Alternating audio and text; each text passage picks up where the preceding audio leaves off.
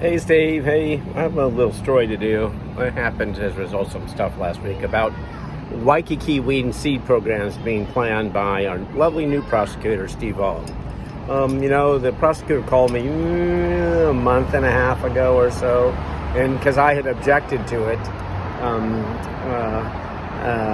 it's being started in Chinatown and pushing everybody our way because Senator Carl Rhodes, I was the guy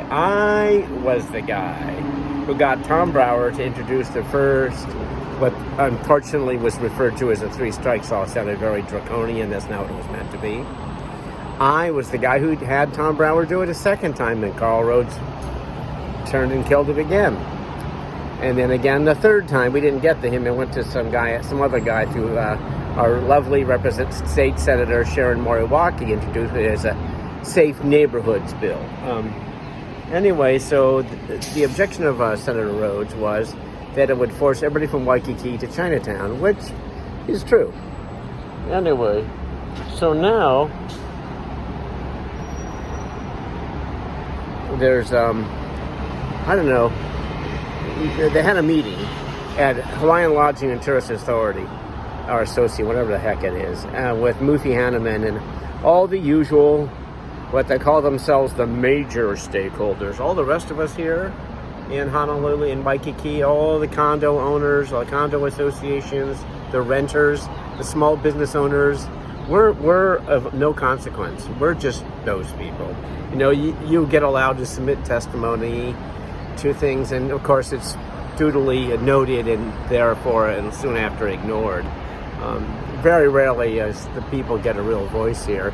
And just for the record, I was getting real tired of the problems, and a friend of mine told me about that idea, and actually it was a lieutenant from HPD, I won't say his name, gave me the idea, and so I started looking around and see other places where it's being done, and they told me I was crazy, it would never be law, and basically it's a weed and seed program, and it was unfortunately, I wasn't given the opportunity to, on the TV news or in the paper, to explain how it worked. Basically, and this is what's going to go forth here now with our lovely new prosecutor, Steve Hall, after he gets done, when it calls it concept of proof. So it's got to work in Chinatown before it happens here. And he's going to go and he's going to, basically, if you commit a certain level of theft or assault, you will be geographically refused to be able to be in a certain physical area where that crime happened for maybe a year or so. I don't know how it'll come. Anyway, but if you happen to live there and work there or want to work there, you get a waiver and you're allowed to. All we're asking is that you don't steal and assault people and act poorly. And I guess some people had a problem with that. Go figure. Anyway, and objected to it because it was too draconian. I don't think so. But you have to have a place to put people, and that's the problem with the city and county. City and county and the state have gotten 200 million to fix the problem, and all they do is reward their friends with these programs and these businesses for them to make money off of a certain small number of houseless. And it's never, because the concepts that really work and would house the large numbers of people, they don't want to do because real estate interests and development interests don't want those kind of facilities like manufactured homes, because they'll hurt property values and what they make in their pockets. It's horrible. Anyway, and so when that three-strike bill was up, it was introduced. Everybody thought, oh, it's a great idea, Dave. It was a crime conference over at the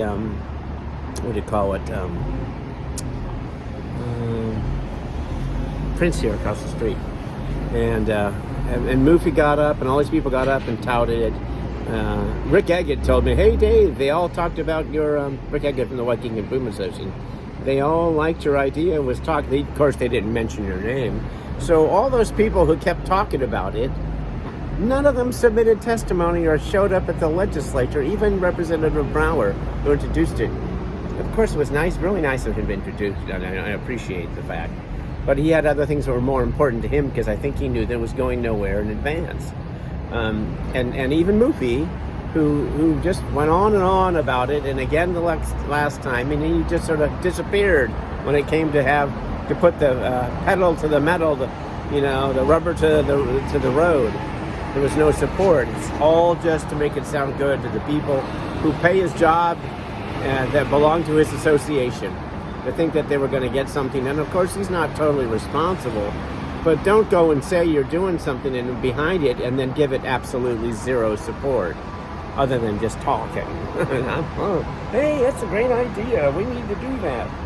And I mean, it's not about me getting the credit, because it wasn't my idea. It was someone in the police department gave the idea, and I just shared it and did some investigation and put it out there. And Brower picked it up and wrote a bill. So now we're going to try again a fourth time next legislative session, and hopefully something will move forward. There just seems to be no will here to really do anything about anything. We'll see. I don't want to be totally negative, but all the people who came out, and I asked them to come out on the second time, not a single one of them showed up. They actually avoided talking to me. And when it came to that meeting at HLTA the other day, the same old people keep getting invited. Nothing's wrong with them. They represent those people, people who think they own Waikiki. You don't. You don't even own it. Most of you are on leaseholds, or some are fee simple. A lot of it's on Hawaiian lands, but they put this money in. They think we should kiss their proverbial rear end. And I just want, if you add up all the value of all the condos and all the property and all the business, maybe not income-wise, but it's just as valuable, if not more, than all the other properties as far as tax go. I don't know, maybe not. But anyway, everyone should have an equal say. No one should be better. And these things, Waikiki Improvement Association, we're nice people. Jim Fulton's a friend. Our lobbyist groups. Hawaii Lodging Tourist Association, lobbying group for the hotel. American Lodging, lobbying group. I didn't see him involved in it at all this time, and he's someone I know. I don't mean to be disrespectful to any of you if you see this video, but you gotta stop going the same old game you play, which is inviting the same old people. The Waikiki Neighborhood Board, most people don't even know it exists. I call it the Bridge Club. I go there for the camera to push my agenda. Anyway, what else can you say? You know what I mean? It needs to be inclusive, and you should have invited like Catherine Hensky, John Deutschman, whoever else could come, regular folks, small business owners, me. I mean, I'm the loudest mouth in Waikiki when it comes to Catherine Hensky, and who else? John Deutschman, a new guy, good guy, from media guy from New York, from Channel 5 in New York City, smart guy. But no, they never invite us. They totally are disrespectful to regular people in this town. And we're not meaning to be disrespectful. Yeah, you are. Yeah, you are being really disrespectful. And basically, I'm just really sick of the whole thing here. Anyway, I just had a call, make this comment, and say, this town's not going to change until all of you change the way you look at everybody. And we are not your servants. We are not here to be managed. If I drank, I have a drink right now, but I don't drink. But anyway, everybody, so, take everything that politicians, not all of them, but some are good ones, they're saying with a grain of salt, because it's mainly for self-promotion purposes, all right? Love you all. Sorry about that, Moofy, but, you're a good guy, but there's just, I guess, so much you can do, but don't pretend that, you have, invite people. Invite friggin' people from outside in the community. Stop locking people out. I don't care if it's your association. There were people who are not from your association there. Unbelievable. It's kind of tiresome, frankly, and it's old, and it's just like you're living in a bubble, and the bubble is there must be a comfortable bubble. A lot of parties. I don't get invited to anything. I never even get mentioned, and that's okay, because you know what? On social media, I'm extremely well known. I reach more people, especially nationally and internationally. My LinkedIn page is 28 in the world.